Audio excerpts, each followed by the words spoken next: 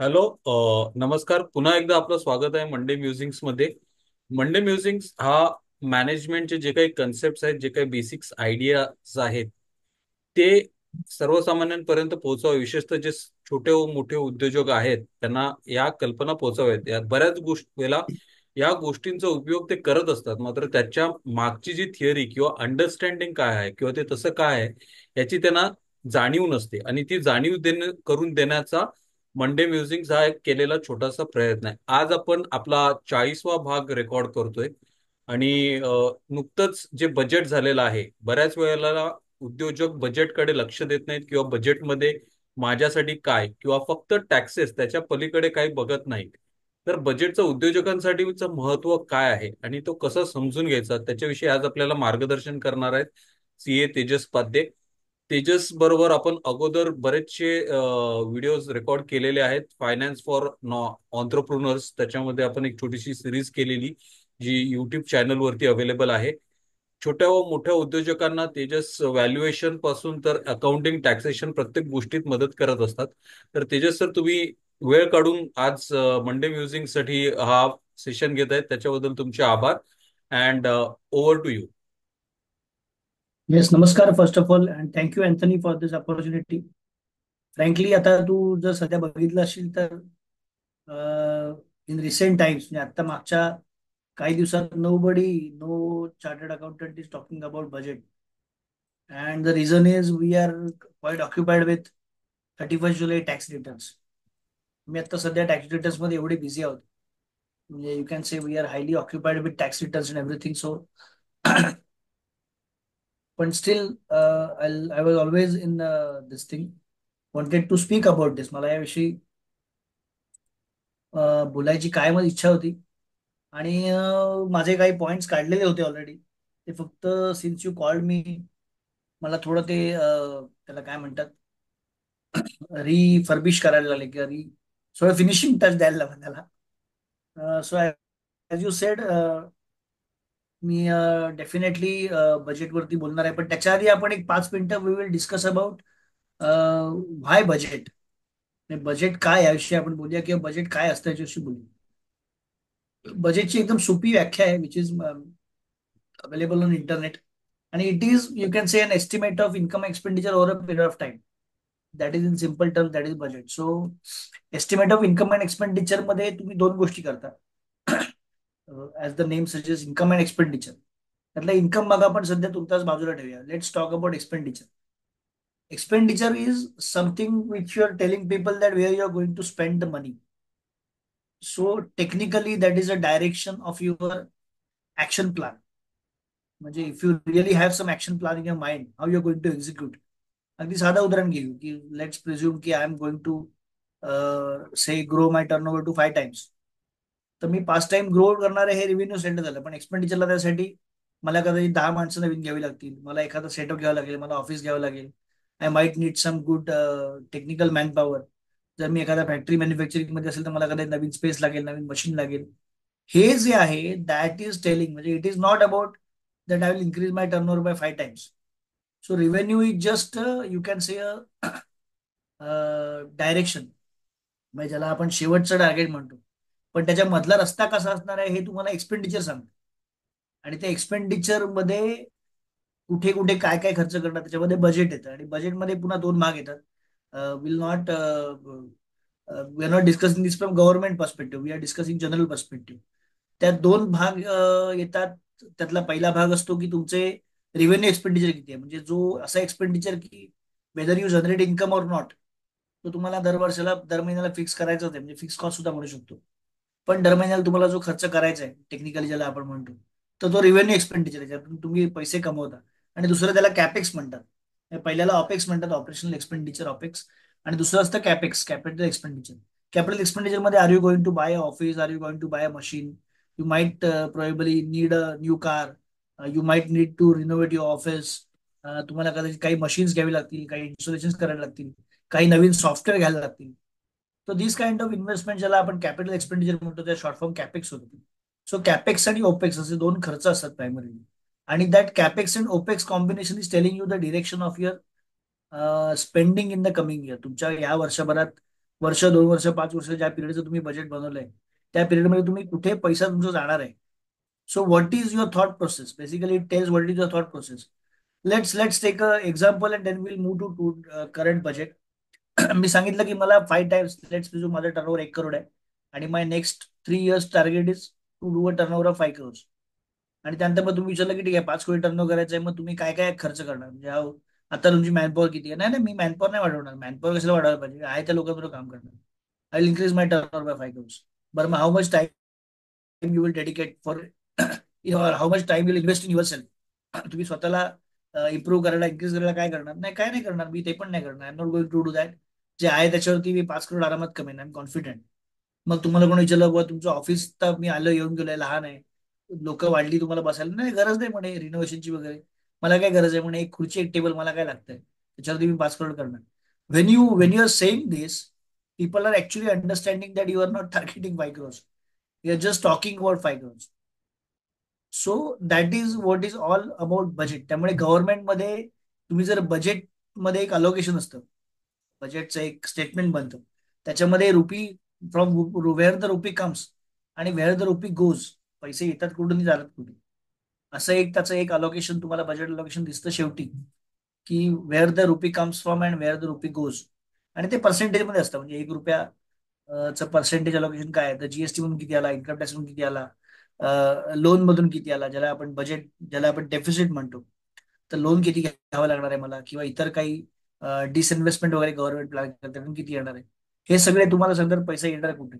आणि जे व्हेरियस तुमचे प्लान्स आहेत त्याच्यामध्ये आता 2 भाग येतात पुन्हा, आणि हे समजून घेणं महत्वाचं आहे, विल अंडरस्टँड बजेट. ते 2 भाग आहेत, जसं आपण कॅपेक्स आणि ओपेक्स म्हटलं तसं गव्हर्नमेंटकडे 2 भाग असतात. एक असतं पॉलिटिकल आणि एक असतं non political. So political spending, जे त्याला typically political spending is not the right word, but I have no choice but to use that word, की जे which is driven by some motive, की त्याच्यामागे काहीतरी राजकारण असतं, की बाबा माझी एखादी पॉलिसी राबवायची आहे, मला एखाद्या कोणाला तरी फेवर करायचं आहे, तर त्या फेवर करण्यासाठी मी काहीतरी स्पेंडिंग करतो किंवा काहीतरी प्लॅन करतो, तर दॅट बिकम्स पॉलिटिकल स्पेंडिंग. आणि दुसरं असतं ते purely which is a necessity, म्हणजे for this country it is necessary to do this. So you need to control your borders. तुम्हाला डिफेन्स मध्ये इन्व्हेस्ट करायला लागेल, you need to become self sufficient. You need to काय म्हणतात त्याला, lock your borders. You need to create more security on your borders. किंवा तुम्हाला internal सिक्युरिटीसाठी काही काही गोष्टी करायला लागतात. तुम्हाला कदाचित तुमची डिफेन्स सिस्टीम इम्प्रूव्ह करायला लागतात. त्यानंतर तुमचे रोड्स इन्फ्रास्ट्रक्चर तुम्हाला चांगलं करायला लागतं. तुम्हाला स्किल मॅनपॉवर, जर तुम्हाला मॅन्युफॅक्चरिंग इंडियामध्ये आणायचं असेल किंवा कंट्रीमध्ये आणायचं असेल, तर you need to train your manpower, skill your manpower. तर हे सगळे कंपल्सरी खर्च आहेत, इथे पॉलिटिकल काही येत नाही. आता कोणत्या स्टेटला जाईल, काय स्टेटला जाईल वगैरे ह्याच्यामध्ये आपण नको पडूया, because we are discussing a country budget, where we are discussing on a wholesome this thing, bigger picture. त्यामुळे let's not discuss in state wise, की स्टेटला काय झालं किंवा काय होणार आहे वगैरे वगैरे. पण let's discuss about what is going to happen overall in the budget. And now I will tell you actually what is going to be there in budget. So बजेटमध्ये गव्हर्नमेंटने काय केलंय, जनरली गव्हर्नमेंट 2 भागात बजेटमध्ये प्लॅन मांडते. एक तर near by फ्युचरचा, म्हणजे साधारण पुढच्या 1 वर्षभरात पैसा कुठून येणार आणि कुठून जाणार, आणि नंतर दे ऑल्सो ले a plan of next 5 to 10 years. पूर्वी आपल्याला एक प्लॅनिंग कमिशन नावाचा एक कॉन्सेप्ट होता, तर त्याच्यामध्ये प्लॅनिंग नावाचा एक कॉन्सेप्ट मध्ये ते 5 वर्षाचं, तुम्हाला माहिती असेल आता त्याला नीती आयोग म्हणतात, पूर्वी त्याला 5 इयर प्लॅनिंग कमिशन म्हणायचे, त्याच्यामध्ये 5 5 वर्षाचा प्लॅन बनवायचे. पण आता आपण मागच्या बजेटला बघितलं, की मागच्या बजेटला, की this government has laid down a plan for to 2047, vision for India for 2047. सो पुढच्या 25 वर्षाचं विजन गव्हर्नमेंटने ऑलरेडी मांडलेलं आहे. आणि दॅट बिकम्स, जसं मी सांगितलं, बिकम्स अ डिरेक्शन. गेले असतील, बरोबर बरोबर. म्यूट, तुझ्याकडे म्यूट म्यूट राईट्स ठेवा तरी ऍज अ होस्ट. सो गव्हर्नमेंटने त्या पुढच्या 25 वर्षाचा प्लॅन पण बनवला आहे, आणि त्याच्यानुसार so that becomes my final direction, की मला तिकडे पोहोचायचं आहे, आणि तिकडे पोहोचण्यासाठी मला काय काय करायला पाहिजे, हे मग प्रत्येक बजेटला ते थोडं थोडं थोडं करून, suppose if decide, let's presume की we decide to have 1 lakh kilometre of roads. आता मला एक्झॅक्ट स्टॅटिस्टिक्स माहित नाही, मी जस्ट एक्झाम्पल घेतो, की मला 1 लाख किलोमीटर रोडचं टार्गेट आहे. तर मला साधारण 25 वर्षात 1 लाख किलोमीटर रोड माझे कम्प्लीट झाले पाहिजे. तर त्याच्यासाठी मला 1 लाख किलोमीटर रोडचा पहिल्यांदा मॅपिंग, म्हणजे I am talking of expressways, I am not talking about normal highways. पण समजा 1 लाख किलोमीटर ते एक्सप्रेस वे मला बनवायचे, तर त्यासाठी लँड ॲक्विजिशन आलं, रोड मॅपिंग आलं, त्यातल्या जिओग्राफिकल डिफिकल्टीज टेस्टिंग आलं. या सगळ्याचा प्लॅन तुम्हाला दरवर्षी तुम्हाला काही ना काही दिसणार की बाबा या एरियामध्ये, म्हणजे फॉर एक्झाम्पल आता यावर्षी they are talking about Amritsar Calcutta corridor, which was announce in make in India concept long back. 10-15 वर्षापूर्वी मेक इन इंडिया कॉन्सेप्ट मध्ये ते लॉन्च झालं होतं. त्याच्यावरती आता कलकत्ता अमृतसर कॉरिडॉर आला, हे अनाऊन्स झाला. So when that becomes a express way, तर त्याचं स्पेंडिंगचे थोडे थोडे पार्ट किंवा थोडी थोडी झलक तुम्हाला या प्रत्येक बजेटमध्ये दिसत राहणार. आणि that is how you should actually read the budget. When you are reading the budget, it is not stand alone. तुम्ही ते स्टँड अलोन नाही वाचायचं, because you really need to decide where is the opportunity coming from. आणि let start with the opportunities in budget. गव्हर्नमेंटने यावेळी जे एक 7-8 areas काढले प्रायमरी, त्यातले मी 5-6 डिस्कस करणार आहे. आणि त्यातला सगळ्यात पहिला जो एरिया आहे गव्हर्नमेंटचा, दॅट इज प्रोडक्टिव्हिटी. आणि I am using the terminology which use by government. गव्हर्नमेंटने यूज केलेली टर्मिनॉलॉजी वापरते, so that Wien you will read that document, budget document तुम्ही वाचलं, तुम्हाला हे कनेक्ट होईल. सो पहिलं आहे productivity and resilience in agriculture. त्याचा इफेक्ट काय होणार आहे, मी शेअर करू का स्क्रीन, म्हणजे so that everybody can see the screen. Can have you given me sharing rights? Yes, okay. Share the screen is better. Some mistake. Wait, काहीतरी problem झाला screen. आता आलेली स्क्रीन वरती, जस्ट चेक. स्क्रीन आली, पण तेवढ्यात काहीतरी माझ्याकडून क्लिक झाला. I just share again. So he note नंतर मी तुला शेअर करेन. whoever attended, those people, if they want this note, they can, you can give it to them. So let's look at the government focus areas. पहिला आहे productivity and resilience in agriculture. आणि याच्यामध्ये 3 areas खूप महत्वाचे आहेत. आणि त्याच्यामध्ये जर तुम्ही इफेक्ट बघितले तर नुसती ऍग्रो नाही, तर ऍग्रो आणि अलाइड इंडस्ट्रीची पण डेव्हलपमेंट. कारण ऍग्रिकल्चर जेव्हा आपण म्हणतो तेव्हा it is not only stand alone agriculture, it is overall agro. त्यामुळे ते ऍग्रिकल्चरच्या सगळ्या भागांचे डेव्हलपमेंट याच्यावरती ते फोकस असते. सो त्यामध्ये 3 एरियाज त्यांनी काढलेत. एक तर natural farming, that is first thing. आणि नॅचरल फार्मिंगचं महत्व हल्ली वाढत चाललंय because of lots of things which are coming up. Especially people are moving towards organic food, people are moving towards Ayurveda, people are moving towards, people are understanding the importance that what you should eat, what is cooked here, और what is नाही cooked नाही, काय म्हणतात त्याला, what is produced here. जे इथे उगतं तेच तुम्ही, जे पिकतं तेच तुम्ही खा, असं त्याच्यावरती हे आहे. So natural farming is something which people are really pursuing nowadays. त्यामुळे त्याच्यासाठी गव्हर्नमेंटने एक वेगळी पॉलिसी डिझाईन केली.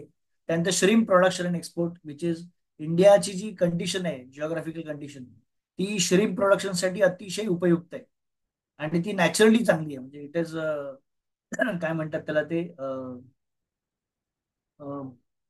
बेनिफिट, नॅचरल बेनिफिट आहे आपल्यासाठी. आणि त्यामुळे सेम प्रोडक्शन एक्सपोर्ट मध्ये government is really pursuing very hard. आणि DPI, digital public infrastructure, DPI म्हणजे काय, तर बेसिकली आता जे ड्रोन किंवा टेक्नॉलॉजी आहे, सॅटेलाइट्स आहेत आपल्या, तर आपल्या सॅटेलाइटमध्ये we have done a very good job in last 10 years और 15-20 years रादर.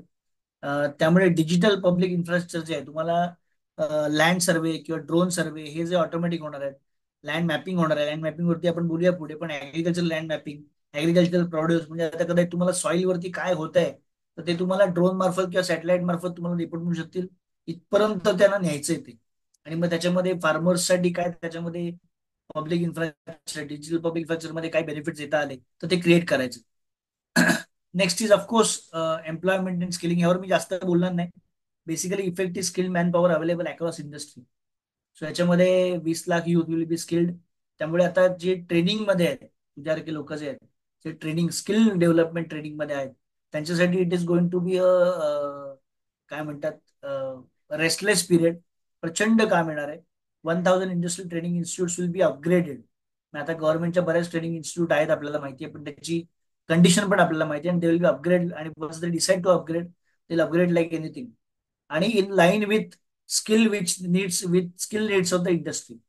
म्हणजे आता जर तुम्ही मेक इन इंडिया बनवताय, आणि मेक इन इंडियामध्ये जर तुम्ही एखाद्या रिनाऊंड काय म्हणतात, रिनाऊंड ब्रँडची फॅक्टरी इंडियामध्ये आणताय, तर त्याला ते स्किल सेट लागणार. ते तुम्ही स्किल सेट तयार करून ठेवलं पाहिजे, तरच ते इंडियामध्ये येतील. सो त्याच्यासाठी तुम्ही आधी प्लॅन केलं, आणि इफ यू एन्श्युअर की तुम्हाला 1,000 मॅनपॉवर आम्ही आता प्रोव्हाइड करतो, then only they will think of coming. येतील नाही येतील नंतर बाग, पण ऍटली विचार करायला त्यांना काहीतरी पॉझिटिव्ह पाहिजे. तर हे काम ह्याच्यातून होणार आहे. सो दॅट आणि मेक इन इंडियामध्ये मॅन्युफॅक्चरिंग मध्ये असं असतं की मॅन्युफॅक्चरिंग जेव्हा तुम्ही युनिट टाकता त्यावेळी manufacturing generates the employment in locality, where service industry may not generate employment in locality. मग आता आपण सगळेजण वेगवेगळ्या ठिकाणी बसलोय. Suppose if this is a paid seminar, let presume, then the revenue is generated at either your end or my end. पण हेच जर आपण एखादं युनिट टाकलं मालाडला किंवा दहिसरला किंवा वसईला, तर ती एम्प्लॉयमेंट जनरेट होईल, ती वसईला, दहिसरला, मालाडला होईल आणि तिथे तो पैसा स्प्रेड होईल. So that is the difference in make manufacturing आणि service industry. Next is of course HR development, which is just next part of this. त्याच्यामध्ये वुमन आणि गर्ल्ससाठी जवळपास 3 लाख करोडची प्रोव्हिजन केली आहे. Socio economic condition of tribal communities over 60,000 village. म्हणजे आपल्याकडे tribal village किती आपल्याला जर विचारलं असतं तर आपल्याला माहित नव्हतं. पण this is a data which tells you that there are so much villages which are still at remote locations. I am tribal आहेत का, तर आय एम नॉट शुअर की ते ट्रायबल आहेत, पण ते रिमोट लोकेशनला आहेत, ऍक्सेसिबल लोकेशनला नाही आहेत. अजूनही तिकडे जाणं दुर्गम आहे असं आपण म्हणू शकतो. अशा लोकांना कनेक्ट करायचंय. आणि पोस्ट पेमेंट बँक नावाचा एक कॉन्सेप्ट आहे जो नॉर्थ ईस्ट मध्ये सुरू करतायत. Not very important, but you have to look if you are doing a business with north east, तर तिकडे पेमेंटचे बऱ्यापैकी कनेक्टिव्हिटीचे बरेच इश्यू आहेत. Once a post payment bank comes in there, कदाचित ते डिजिटल पेमेंट जशी इंडियामध्ये आपण डिजिटल पेमेंट इझिली करतोय तसं तिकडे फॅसिलिटेशन होऊ शकेल. This is the most important thing which is going to benefit India at a largest level. Manufacturing and services. So याच्यामध्ये मेक इन इंडिया प्रमोशन आणि एम्प्लॉयमेंट जनरेशन, एक छोटा मुद्दा इथे सांगतो विच इज व्हेरी इंटरेस्टिंग. तो बऱ्याचदा इग्नोर करतात लोक. वर्षानुवर्ष it has been a mindset of people that employment generation is the responsibility of government. आणि इट हॅज बीन देअर, म्हणजे असं मी असं नाही म्हणत आहे की त्याची रिस्पॉन्सिबिलिटी नाही, पण त्यांची responsibility is not actually employing people. PowerPoint template. The difference is Moving to the next, in this हा. particular slide, you see there is a slide difference. In this particular slide, we have a gradient layer. So their responsibility is not employing people. Their responsibility is employment generation. आणि that is what matters. So बऱ्याचदा आपल्याकडे गव्हर्नमेंटकडे employee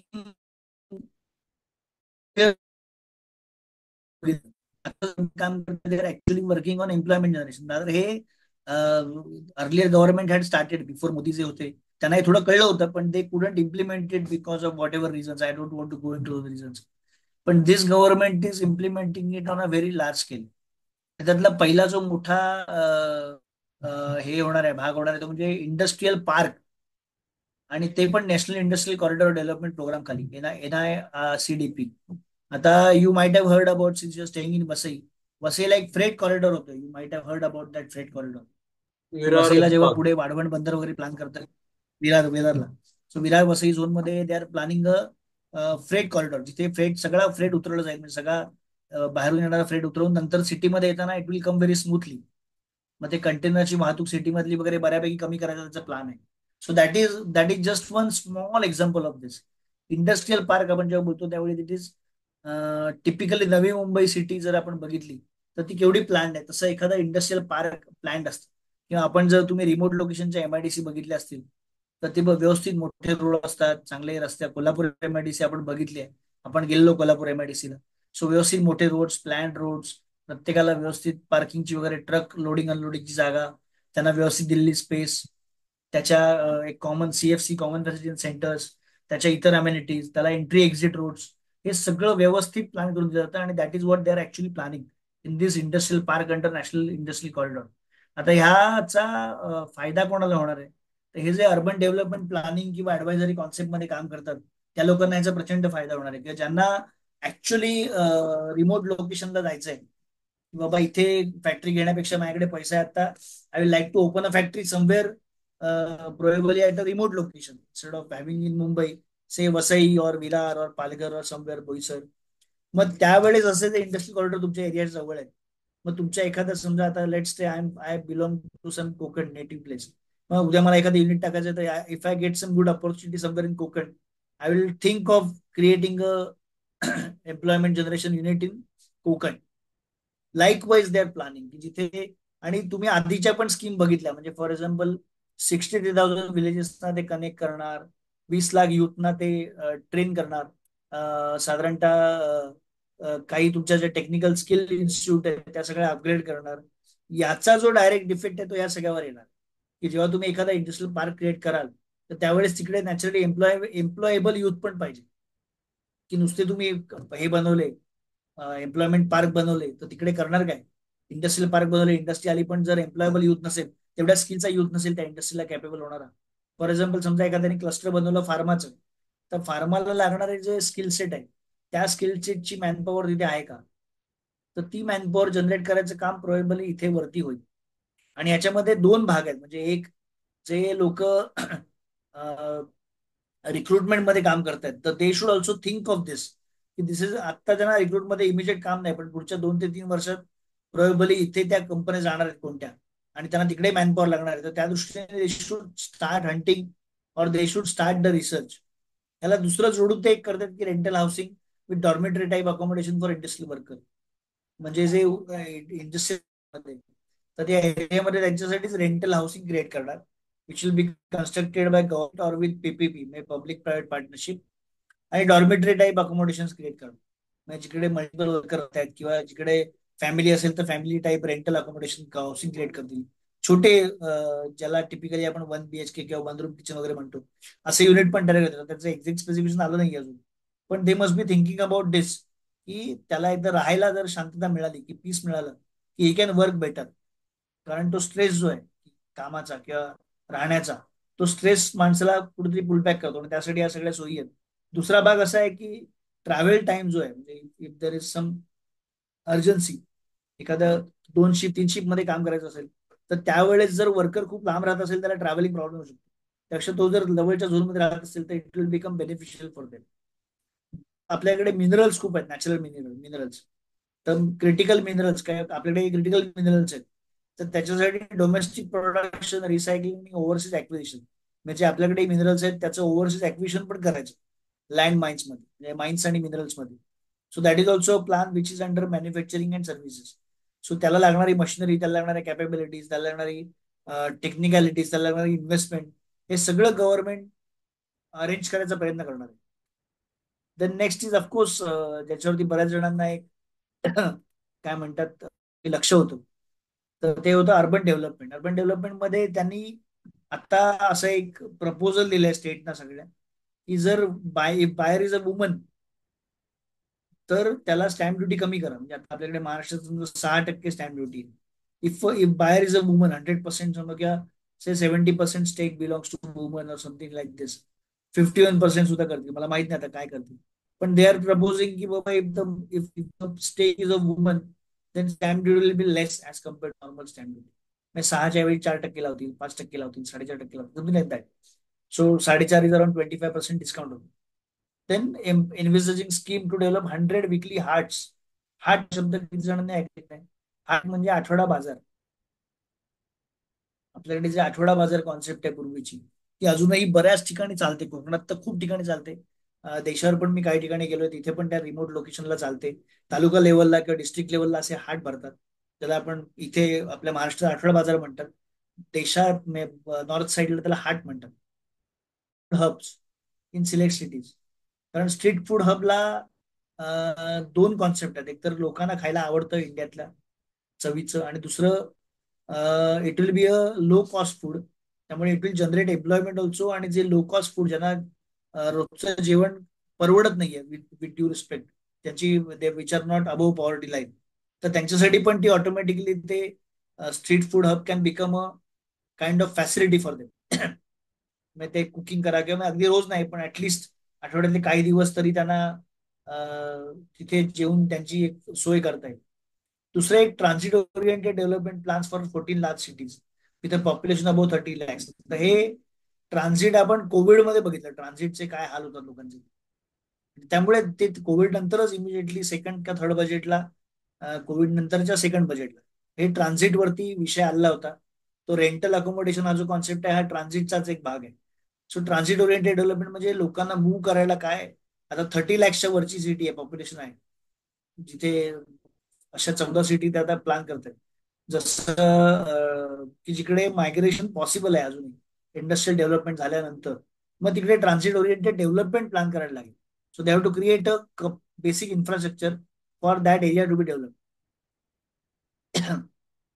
त्याच्यानंतर जो सगळ्यात मोठा area, I don't know if there is anybody who is working in water, sewage, solid waste management projects. आता यांनी एक मस्त शब्द वापरला which is very interesting, which I like the most. Promote water supply, sewage treatment, solid waste manage projects and services for 100 large cities through bankable project. So ते say bankable project, they are actually talking about commercial project. So commercial project मध्ये revenue concept आला. So it will not come for free. कारण bank जर तुम्हाला loan देते तर bank will naturally see की what is your revenue model. So त्याच्यामध्ये आता सध्या जे चालू आहे, गव्हर्नमेंट जे करतंय ते सगळं फ्री करते. पण इंडस्ट्रियल झोनसाठी किंवा काही मोठ्या कॉम्प्लेक्ससाठी ते might charge some nominal amount and they will create some internal systems of solid waste management और सीवेज ट्रीटमेंट और वॉटर सप्लाय वगैरे वगैरे, रेन वॉटर हार्वेस्टिंगचा एखादा प्रोजेक्ट. जसं आता टिपिकली सोलारमध्ये चालू आहे की तुम्ही सोलारमध्ये वीज लावा आणि त्या विजेचं नेट मीटरिंग करा. तसं उद्या जर तुम्ही मोठ्याकडे तुमच्याकडे जागा पडली आहे, तुम्ही जर सॉलिड वेस्ट मॅनेजमेंटचा एखादा प्रोजेक्ट केला, ज्यातून तुम्ही मॅन्युअल बनवताय, ज्यातून तुम्ही इलेक्ट्रिसिटी बनवताय, ज्यातून तुम्ही अजून काहीतरी करताय, तो probably government might subsidize you something or government might give you revenue something. हा एक त्यातला मला दिसलेला what the angle which I am seeing. त्यानंतर येतं energy system. I think we have 5-7 minutes आणि 2 पॉईंट राहिले. त्यानंतर एनर्जी सेव्हिंग, एनर्जी सिक्युरिटी. आता आपल्याकडे लोड शेडिंग हा विषय Anthony knows better than anybody else sitting here. We rather all know, आपण हे खूप फेस केलंय. फक्त टिपिकल मुंबई बॉर्डर्स मध्ये खूप कमी आहे, पण once you cross the Mumbai border, load shedding किंवा metro city border, load shedding कॉन्सेप्टने खूप त्रास दिला लोकांना. It has reduced lot. पण electricity is a prime thing in countries development. If you really want to develop a country, तर तुम्हाला सगळ्यात महत्वाची गोष्ट electricity. You want to work on anything, तुम्हाला साधा लॅपटॉप लावायचा आहे, इंटरनेट हवंय, तर यू नीड इलेक्ट्रिसिटी. आणि the focus is on reduction of coal imports आणि पोल्युशन जनरेटिंग इलेक्ट्रिसिटी. म्हणजे यातून पोल्युशन निर्माण होतं, कोलने पोल्युशन निर्माण होतं.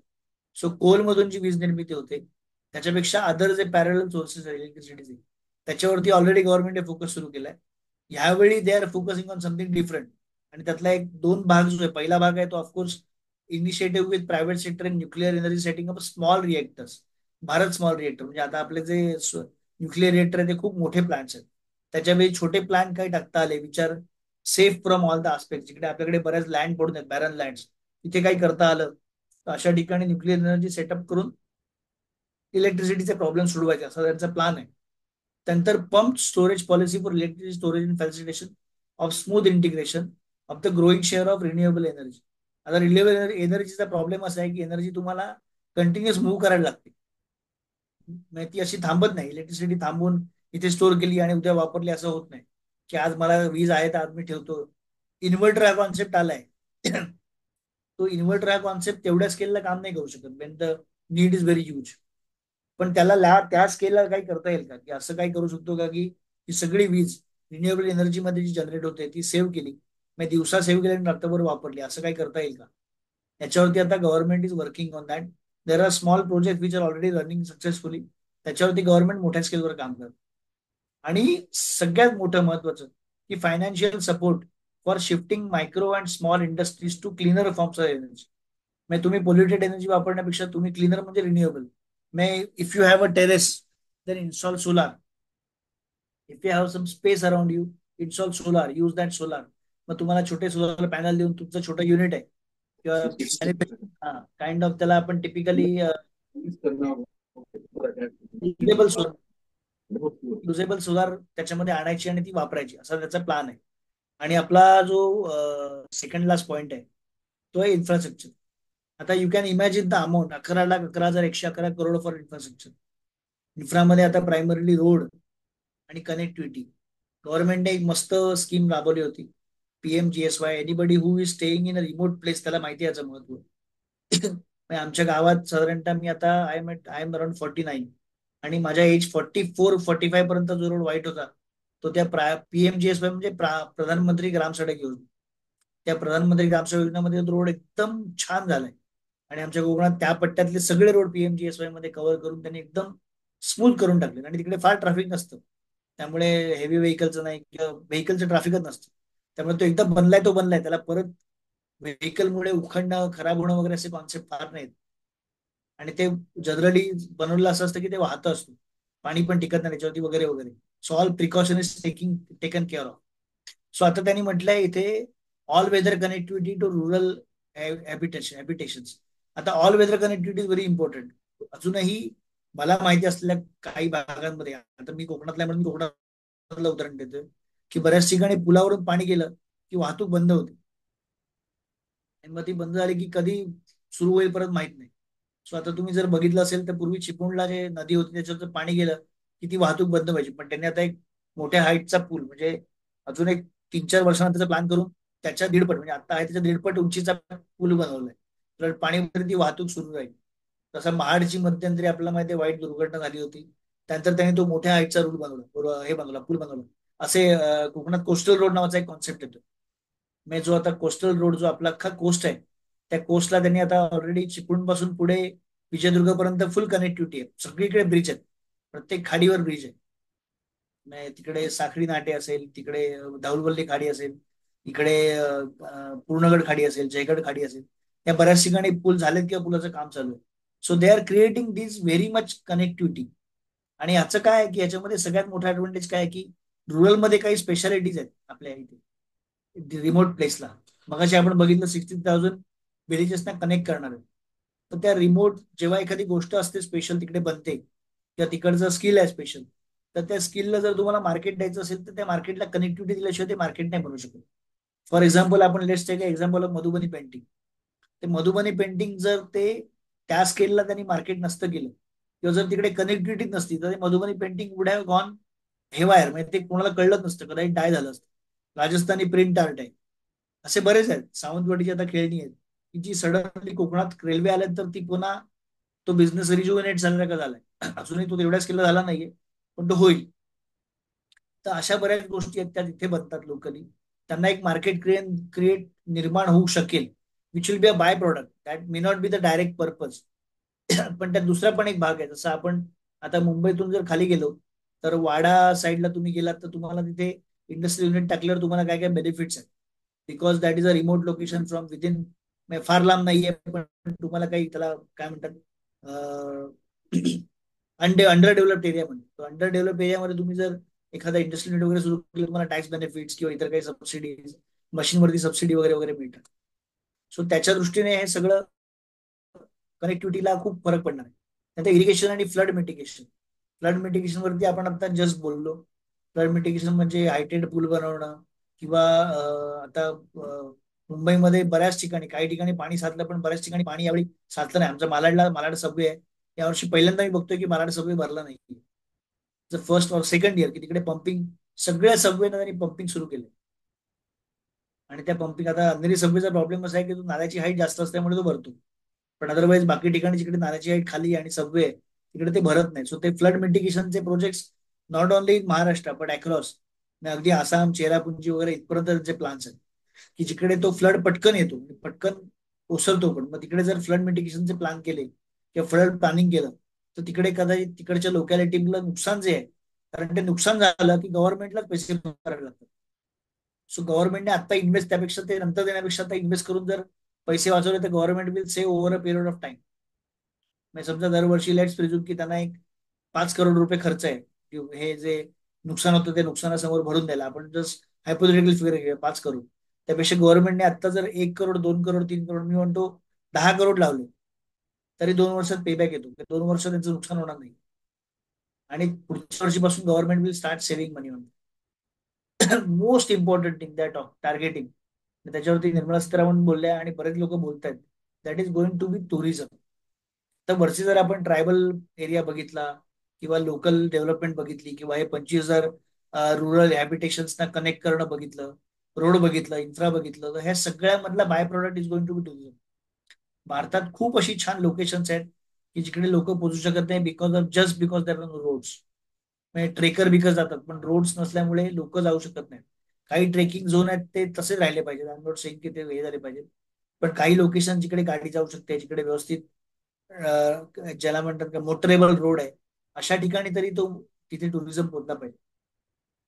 आणि that should happen, that must happen. जिथे ऑलरेडी रोड गेलेला आहे, मग it can be connected through ropeway असेल, it can be connected through other means असेल, it can be whatever वे.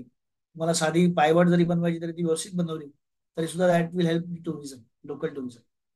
आणि दिस विल हेल्प टुरिझम ओव्हरऑल. आणि याचं बेस्ट एक्झाम्पल मगाशी दिलं कोस्टल रोड. त्या कोस्टल रोडमुळे आता मालवणपर्यंतची कनेक्टिव्हिटी झाली आहे, तर लोक मालवणवरून रत्नागिरी किंवा याच्यापर्यंत फुल कोस्टल रोडने येतात, समुद्राची मजा घेत घेत. आणि मग रत्नागिरी नंतर किंवा चिपळूण नंतर मेन हायवेला कनेक्ट होऊन मग ते take up Bombay Goa highway. So that is a fantastic thing which is happening. Last is most important is R&D वरती आपण खूप मागे आहोत, रिसर्च अँड डेव्हलपमेंट वरती. Basic research and basic development त्याच्यात त्यांनी एक खूप छान गोष्ट ऍड केली आणि ती म्हणजे प्रोटोटाईप. बऱ्याचदा आपण रिसर्च करतो पण त्याचा एखादा प्रोटोटाईप नाही बनवत, त्यामुळे टेस्टिंग नाही होत. आणि टेस्टिंग नाही झालं तर there is no validation. If there is no testing then there is no validation. त्यामुळे प्रोटोटाईप तुम्ही बनवला एखाद्या मॉडेलचा, तर प्रोटोटाईप बनवायला तुम्हाला एक काही खर्च येतो बेसिक. तो खर्च तुम्हाला करायला लागतो. त्यासाठी अनुसंधान नॅशनल रिसर्च फंड त्यांनी क्रिएट केलं. आता फॉर एक्झाम्पल मी ही बाटली बनवली, लेट्स टेक फॉर एक्झाम्पल की मी एखादा मोबाईल बनवलाय, एखादा मोबाईल स्टँड बनवलाय, एखादा नवीन लॅपटॉप, एखादा मशीन, नवीन छोटी मशीन माझ्या डोक्यात आहे की अशी वर्क करेल. पण ती बनवून ऍक्च्युअल दिसण्यासाठी मला काहीतरी प्लॅन पाहिजे. मला तो प्रोटोटाईप बनवायला, तो रन करायला, त्याची टेस्ट रन करायला, I have to make that prototype first, then only I will run that. तोपर्यंत मी तो रन नाही करू शकत. त्यासाठी गव्हर्नमेंटने specially research, national research fund create केलाय. त्यानंतर प्रायव्हेट सेक्टर डिव्हन रिसर्च, म्हणजे प्रायव्हेट सेक्टरला कदाचित ते CSR ला पण इन्व्हॉल्व करतील किंवा कमर्शियल स्केलला पण करतील. त्याच्यावरती अजून प्लॅन क्लिअर नाही, पण ते कमर्शियल स्केलला रिसर्च करायचं. So make a research and sell it and money out of. आणि स्पेस इकॉनॉमीमध्ये 1,000 crore venture capital fund create करायचं. So people who are really think that it's going to be next India's, the whole space is going to be India's, तर त्यांच्यासाठी venture capital fund probably आता काही capital fund किंवा काही हे लोक venture capital fund launch पण करतील थोड्या दिवसांनी. ऑफकोर्स त्याचे कमर्शियल अजून ठरलेले नाहीत, कदा ते गव्हर्नमेंटला लॉन्च करायला लागेल. पण एकदा त्याचं कमर्शियलायझेशन झालं की प्रोबेबली सॅटेलाइट, आता बऱ्याच जणांना माहित नसेल, आय फॉरगॉट द नेम. हा सायकल ब्रँड किती जणांना माहिती आहे इथे? सो मी त्याच्या आधी तुम्हाला एक हे सांगतो, नंतर मी सायकल ब्रँडची स्टोरी सांगतो. Let me just tell you where the money is going to get spend. It's very interesting numbers. Can you see the numbers? Yes yes. तो डिफेन्स मध्ये 4.5 लाख करोड, रुरल डेव्हलपमेंट मध्ये साधारण 2,60,000 करोड, ऍग्रिकल्चर मध्ये 1,50,000 करोड, होम अफेअर्स मध्ये म्हणजे security मध्ये 1,50,000 crore, education मध्ये 1,15,00,000 crore, IT telecom 1 lakh, साधारण 1,16,000 करोड, हेल्थ मध्ये 89,000 करोड, एनर्जी मध्ये 68,000 करोड. आणि बाकी मग सोशल वेलफेअर वगैरे सगळे ठीक आहे, ते इग्नोर करा. That is not material, very much material. So this is how government is really looking at spending money. तर एक इंटरेस्टिंग गोष्ट सांगतो आणि then I will take up question answer. आपला वेळ संपला ऑलरेडी. I know we are already cross the time. पण सायकल ब्रँडची सक्सेस स्टोरी किती जणांना माहिती आहे? If you can start the camera I will love. सगळ्यांनी कॅमेरे स्टार्ट केले तर आपल्याला will will love to interact. That is your choice again. पण सायकल ब्रँडची, have you heard about cycle brand success story by the way Anthony? ऐकलेलं पण आठवण, सायकल अगरबत्तीचं बोलतोय ना? Cycle brand, I have heard, but आता तेव्हा cycle brand is the first brand or first company to launch private satellites in space. हे नव्हतं माहित मला. Very interesting story. त्यांनी लॉन्च ह्याच्या थ्रू केले, पण ते त्यांचे सॅटेलाइट आहेत. That was again a commercial this thing, commercial type of venture. पण त्यांनी तिथे काय म्हणतात, त्यांनी तिथे एंटर केले त्या एरियामध्ये. सो तो एक व्हिडिओ आहे, तो नंतर मी पाठवेन तुला, की सायकल आकाशात गेली वगैरे असं काहीतरी त्याच्यात त्याचा व्हिडिओ आला होता, मध्यंतरी वाचला होता. नंतर मी ती स्टोरी पण वाचली की काय आहे ती. पण that is very interesting thing to read. So people who are really looking forward to all this things. Agriculture मध्ये आता I can Santosh Kadu is there, Nivaskar sir recruitment मध्ये. When this things are going to happen probably IT development is going to, Sachin sir is there in IT development. बाकीच्यांना मी ओळखत नाही. So I don't know what are their businesses, but find out what is your area of business and where government is really going to spend. Government कुठे spend करणार आहे याचं थोडं R&D करा, हंटिंग करा.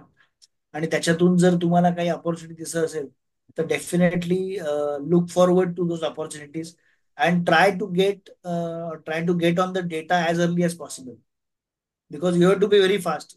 कॉर्पोरेट्स ऑलरेडी बसले, त्यांनी त्यांचा रिसर्च सुरू केलाय. आता काही पॉलिसी अशा बनतात की ज्या आपल्याला सगळ्यांना माहिती आहे की त्या काही गोष्टींना, काही कंपन्यांना, काही कॉर्पोरेटला मनात ध्यानात ठेवून बनतात. So that is not a hidden secret now, we all know that. पण स्टील त्यातला थोडाफार जरी शेअर आउटसोर्सिंग जरी तुम्हाला मिळालं, डिफेन्समध्ये आता खूप जण काम करतात, lots of people are defence. 4.5 lakh crore is a very huge amount. त्याच्यातलं सर्व्हिस अगदी मी म्हणतो फार फार काय नाही. सर्व्हिस मधल्या एखाद्या एखाद्या कंपनी सर्व्हिस देते आणि त्याची वेबसाईट नाहीये. पहिले Sachin can have a business over there, की चल तो सप्लाय करतोय, त्यांनी सांगितलं नाही वेबसाईट असली पाहिजे तुमची, compulsory requirement. So Sachin might try to find out की डिफेन्सला कोण सप्लाय करतंय, काय करतंय, त्यांचे आउटसोर्सिंग पार्टनर कोण आहेत वगैरे वगैरे. हा रिसर्च खूप करायला लागेल, डेटा खूप शोधायला लागेल, डेटा हंटिंग खूप करायला लागेल, खूप जास्त करायला लागेल. खूप जास्त रिसर्च इन्व्हॉल्ड आहे या सगळ्या गोष्टींमध्ये. पण this is a right time to start if you really want to get benefited in next 3 to 5 years. आणि India is the only country ज्याच्याशी म्हटलं जातं की which is not going to face recession in next 20-25 years. असं आता ते global economic फोरमचं prediction आहे. सो ग्लोबल इकॉनॉमिक फोरम म्हणते म्हणजे त्याला मी म्हणतो चला 0% म्हणतात तर आपण 1-2% तरी धरू, पण 1-2% आहे. तर जगात साधारणतः 30-35% पर्यंत रिसेशन याची शक्यता आहे जगातल्या काही कंट्रीमध्ये. So we are at a benefit at a very large scale. आणि India is going to be the economy next happening economy. त्यामुळे बजेट्स बघत राहा, बजेटमध्ये डायरेक्शन बघत राहा, आणि त्या डायरेक्शननुसार जर तुम्हाला त्याच्यावर काम करता आलं, त्याचं मार्केटिंग करता आलं, ते वापरता आलं, म्हणजे गव्हर्नमेंटची policy can become your marketing statement.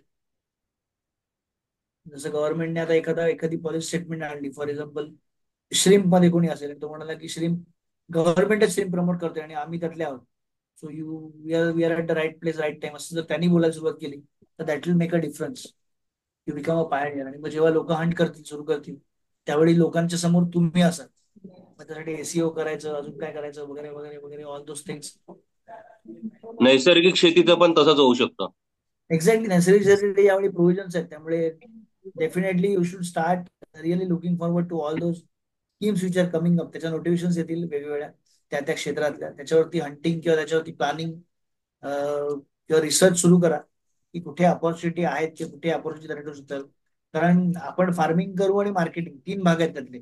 एक फार्मिंग आहे, एक स्टोरेज आणि एक मार्केटिंग आहे. मार्केटिंग आणि सेलिंग. सो त्यातल्या कोणत्या एरियामध्ये आपण काम करू शकतो. तुमच्याकडे जमीन असेल, तुमच्याकडे पैसा असेल, तर you can work on storage. त्यांना स्टोरेज फॅसिलिटीज करून द्या. जर तुमच्याकडे ऍक्च्युअल फार्मिंग असेल तर तुम्ही त्यांना फार्मिंग करून द्या. अदरवाईज तुम्ही मार्केटिंग आणि सेल्स करा. So create that network. That is all possible. That's it from my side, and thank you Anthony for this opportunity, wonderful opportunity. Yes. त्याच्याच एक प्रश्न, म्हणजे 2 प्रश्न होते माझे ऍक्च्युली. फर्स्ट यू कवर्ड की ऑपॉर्च्युनिटीज कशी आयडेंटिफाय करायची आणि त्याच्यासाठी राईट. आता दुसरी जी गोष्ट आहे, मला वाटतं बजेटमध्ये बऱ्याच वेळा टॅक्सेशन किंवा हे जे काही ऑपॉर्च्युनिटीज येतात त्या टॅप करण्यासाठी एका व्यावसायिकाने किंवा एखाद्या बिझनेसने कशा प्रकारे तयारी करायला हवी, किंवा कुठल्या गोष्टींकडे प्रोव्हिजन करून ठेवणं गरजेचं आहे to leverage this opportunities. I think सगळ्यात महत्वाचं म्हणजे गव्हर्नमेंट त्या बिझनेसवर काय स्पेंड करणार आहे, तर त्याची डायरेक्शन काय, म्हणजे इट इज, म्हणून मी सांगितलं की you should not read budget in stand alone. For example natural, let's take case of natural farming.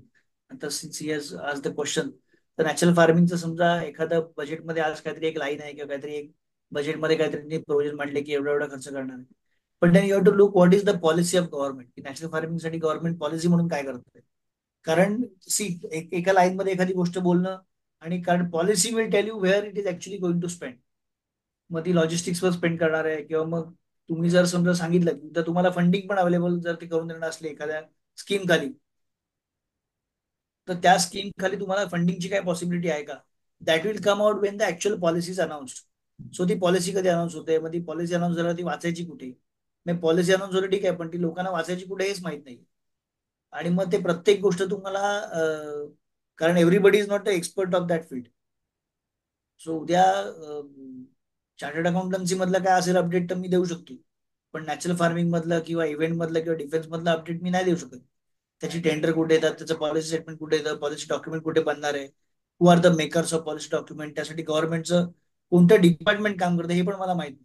ते डिपार्टमेंट जरी कळलं तरी डिपार्टमेंटची वेबसाईट तुम्ही शोधून त्याच्या you can easily go through that policy documents, मग अबाउट अस, मग ते वाचायला सुरुवात करा. आपण ते स्मार्टफोन घेऊन बसतो ना, त्याच्यामध्ये रील्स, खूप रील्स बघतो. त्या रील्स बघण्यापेक्षा ऍटलिस्ट दिवसाला तुमच्या फील्डमधली एक 15 मिनिटं एक वेबसाईट शोधा, आणि government policy website. So that will really give you a direction की बाबा. आणि मग समजा तुम्हाला लोकली कोणाला भेटायचं इथे, तर इथे स्टेट गव्हर्नमेंटमध्ये कोण आहे, मग स्टेट गव्हर्नमेंट असेल तर मुंबईमध्ये कोण आहे, आधी महाराष्ट्रात कोण आहे, मंत्रालयात कोण आहे, मंत्रालयापर्यंत आपल्याला त्याची गरज नाही. दुसरी त्यांची लोकल ऑफिस आहे, तर लोकल ऑफिसमध्ये कोण आहे. मग तो आता बरेच जण सॅटर्डे मधले पण आहेत, तर सॅटर्डे तो रेफरन्स मागा लोकांकडे की मला ह्या माणसाला भेटायचं. पण त्याचा रिसर्च करून तुम्ही ते कट डाऊन करून आणलं पाहिजे की बाबा या डिपार्टमेंट मधला ह्या माणसाचा मला कनेक्ट हवाय, की मला त्याला नॅचरल फार्मिंग विषयी किंवा याच्याविषयी भेटायचं. Then really it will work. आणि त्याच्यासाठी तुम्हाला रिव्हर्स वर्किंग करायला लागेल. Start from top. एक टॉप टू बॉटम अप्रोच असतो, एक बॉटम टू टॉप अप्रोच असतो. आता बॉटम टू टॉप अप्रोच असेल तर तुम्हाला जो कनेक्ट असेल तर तो तुम्हाला सगळं सांगेल. He will become your kind of indirect partner also. पण तसं नसेल तर मग you to come from bottom to top, वरून खाली यावं लागेल की पॉलिसी डॉक्युमेंट काय म्हणतं, मग त्याची कशाविषयी म्हणते. मग त्याच्यामध्ये बऱ्याचदा त्याच्यामध्ये लोकल रिजनल ऑफिसचे नंबर असतात. मग ते लोकल रिजनल ऑफिसला फोन करा किंवा ते ऍड्रेस शोधा, तिथे जाऊन भेटा, समोर बसा, ऑल दोज थिंग्स. आणि I am telling you, government is very cooperative now. It is very cooperative, solid cooperative आहे. काल माझ्याकडे एक माणूस आला होता, त्याने सांगितलं की हे सॉलिड वेस्ट वगैरे मध्ये जे काम करतात ते ऑफिस सांगतात की या आणि आम्हाला सपोर्ट करा सॉलिड वेस्ट हे करण्यासाठी, मॅनेज करण्यासाठी. आम्हाला पैसे नको, आम्हीच तुम्हाला, तुम्ही सांगाल ते ह्याला देतो. अशा परिस्थितीने ते एवढा तो गहन प्रश्न झालाय म्युन्सिपल कॉर्पोरेशन साठी किंवा याच्यासाठी. म्हणजे सॉलिड वेस्ट मध्ये कोणी असेल तर it becomes a very big opportunity. मग ते तुम्हाला शोधता आलं पाहिजे. ते तुम्ही हंटिंग करायला सुरुवात केली तर it will make a difference. That was your first question. If I second question दोन्ही झाले राईट. अजून कोणाला काही प्रश्न असतील तर please feel free to ask. चांगलं सांगितलेलं आहे. आणि मला वाटतं आपण बऱ्याच वेळेला ना आपल्या व्यवसायाशी जी निगडीत गव्हर्नमेंटची जी वेबसाईट आहे, प्रत्येक इंडस्ट्रीसाठी गव्हर्नमेंटचा पोर्टल आहे, प्रत्येक मिनिस्ट्रीसाठी पोर्टल आहे, त्याच्यामध्ये बरेचसे स्कीम्स वगैरे आणि पॉलिसी डॉक्युमेंट्स वगैरे गाईडलाईन्स वगैरे दिलेले असतात, जे आपण जाऊन कधी पाहत नाही, which is a very important thing. Because we are in to that business, we should be doing that. In fact मी मध्ये स्टार्टअप इंडियावरती बघत होते, so many things that are there जे आपल्याला माहिती नाही आणि आपण सांगतो की राईट. सो अरे व्हेरी खूप आहे. Pertinent point that is there to go and research this websites. At least आपल्या व्यवसायाशी रिलेटेड कुठली वेबसाईट आहे किंवा गव्हर्नमेंटची कुठली साईट आहे ते आपल्याला माहिती असणं खूप गरजेचं आहे. राईट. Anybody else? आय हा बोल ना, आय बोल. सिंपल सजेशन बिफोर, कोणी प्रश्न असेल तर मी एक सिंपल सजेशन देतो की you to do two things. Either you invest in somebody's business or you get some nominal investment in your business. ह्या दोन गोष्टी एकदा आयुष्यात करा, तुमचा सगळा व्ह्यू पॉईंट बदलून जाईल आयुष्याकडे बघायचं, बिझनेसकडे बघायचं. Just take, when I say small investment, don't take 2000 5000. At least take 1 lakh 2 lakh 5 lakh अशी इन्व्हेस्टमेंट घ्या बिझनेसमध्ये. पण ती तुम्हाला जेव्हा तुम्ही जाल ना मागायला एखाद्याकडे, त्यावेळी तुम्हाला सांगेल तू काय करणार याचं, कसं करणार, मग तो बिझनेस प्लॅन बनवायला लागेल, त्यामध्ये रिसर्च करायला लागेल. आणि बऱ्याचदा तुम्ही रिसर्च करायला लागलात ना, तुमची इन्व्हेस्टमेंटची नीड निघून जाईल. तुमच्या अर्धे प्रॉब्लेमची सोल्युशन तुम्हाला एवढी चांगली सोल्युशन भेटली की तुम्हाला त्या 5 लाखाची गरजच राहणार नाही. पण त्या रिसर्चला जर तुम्हाला स्टार्टिंग पॉईंट हवा असेल, आणि why you should invest in other businesses, because you have to change your mindset from a entrepreneur to a investor. तुम्ही तुमच्या बिझनेसकडे पण इन्व्हेस्टर म्हणून कसं बघितलं पाहिजे, whether your business is giving you returns. तुमचा बिझनेस तुम्हाला रिटर्न देतोय का, ह्याच्यावरती जर तुम्हाला काम करायचं ना, तर इन्व्हेस्ट इन, तुम्ही अगदी स्मॉल बिझनेसमध्ये इन्व्हेस्ट करा. मग तिथे तुम्ही छोटी अमाऊंट इन्व्हेस्ट करा ना, 50,000 करा, 1 लाख करा. तिकडे काय तुम्ही 5 लाख वगैरे नाही, पण तुमच्या बिझनेससाठी घेताना छोट्या अमाऊंट नका घेऊ, माझं तर ठाम मत आहे. मोठ्या अमाऊंट घ्या. मग मोठ्या अमाऊंट म्हणजे ऑफकोर्स बिझनेस प्लॅन बनवून घ्या. पण एखादा खरोखर छोटा बिझनेस असेल तर definitely you can take up that. मी अगदी टिपिकल एक्झाम्पल आहे, दिवाळी सीझन मध्ये बरेच छोटे उद्योजक असं फूड वगैरेचा बिझनेस करतात, त्यावेळी त्यांना कॅपिटल क्रंच असतो. Just invest money at that time. Suppose if you invest money say 50,000 at that time, raw मटेरियलसाठी 50,000 रुपये इन्व्हेस्ट केले. व्हॉट इज बँक, तुम्हाला बँक किती 6% देते, तुम्ही 9% मागा. 4 महिन्यासाठी 9% म्हणजे काय, नॉमिनल अमाऊंट आहे. म्हणजे साधारण 3% झाले 4 महिन्यासाठी.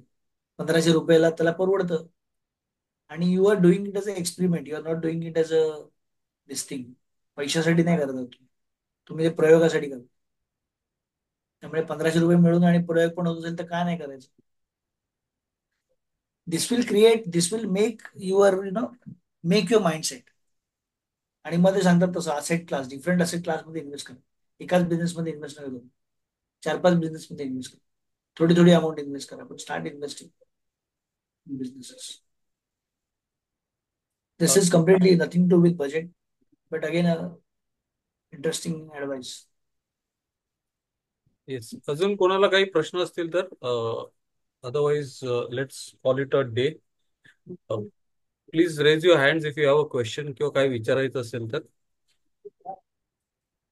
I don't think, I think right. So थोडं हा. Heavy.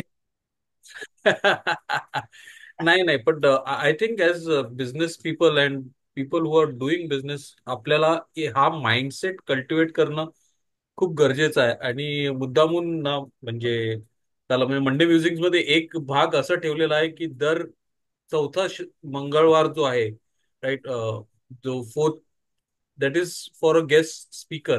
And okay. just last week, there was a budget that was released, and I think we need to give an overview and understanding, आणि तो समजून घेणं आणि आपल्या व्यवसायाच्या दृष्टीने का विचार करणं गरजेचं आहे. And I think you just gave that perspective, right. आणि ते फक्त बजेट पुरतच न राहता एक इन्व्हेस्टर माइंडसेट सुद्धा त्याच्या जोडीला आपल्या व्यवसायात आणणं का गरजेचं आहे ते सुद्धा सांगितलं. त्याच्याबद्दल खूप खूप धन्यवाद. Tejas, thank you very much for your time and sharing yes. Your view points and experiences that are there. तुम्ही जरा रेकॉर्डिंग युट्यूबवर बघत असाल तर please do like and subscribe, जेणेकरून जेव्हा आम्ही नवीन व्हिडिओ अपलोड करू तुम्हाला त्याची अलर्ट येईल आणि you can catch up on that. आजपर्यंत 40 वेगवेगळ्या विषयांवरती आपले व्हिडिओज झालेले आहेत. We will continue to keep bringing you more topics. Thank you. Bye. Thank you. Bye. Thank you very much. Thank you very much.